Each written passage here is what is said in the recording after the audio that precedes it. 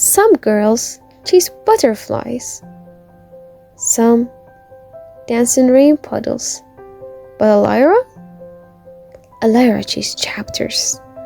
From the moment she could hold a book, her heart learned a second language, one made of dragons, detectives, lost cities, and secret doors hidden in everyday places.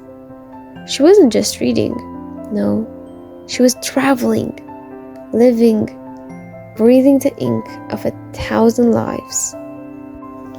She read to her family like a seasoned storyteller, her voice rising like thunder and dipping into whispers like she held a magic spell in her throat. And perhaps she did, because when Elira read, time curled up at her feet and listened. Even bedtime routines couldn't stop her. She brushed with one hand, held a book with the other, and balanced on dreams like tight ropes strung between sentences. The story had her now, and she was ready to go in.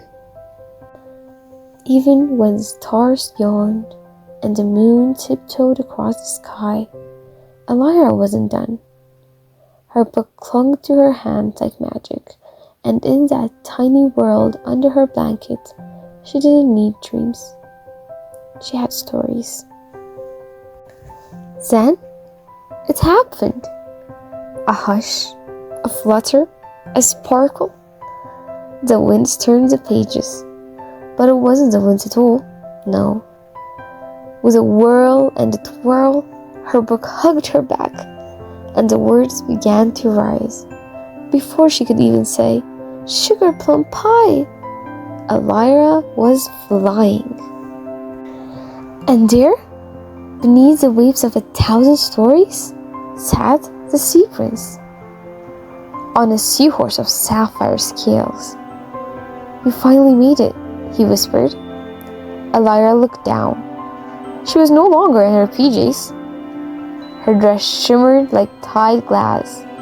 The story had chosen her, and it was just the beginning. Next stop, the land of candy swirls and caramel skies. The tiger twins, Tila and Tala, twirled sugar spells like ballet dancers. "Come on," they grinned, tossing her a peppermint wine.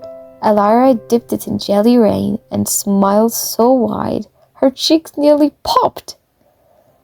"This world," she thought, "tastes better than dreams." But every story has a mystery. In a dark tunnel of lost tales, a grumpy mole huffed and puffed. "These endings keep disappearing," he muttered. Elira adjusted her detective cap. "We'll solve it together," she said. And so they followed footprints made of missing words, solving riddles only brave readers dare to face. At the very top of the tallest tale, they found her, the mooncake witch. She didn't cackle or cast spells. No, she baked kindness into every delicious bite. "You've read far, child," she said, handing Elira a glowing mooncake. "You read bravely."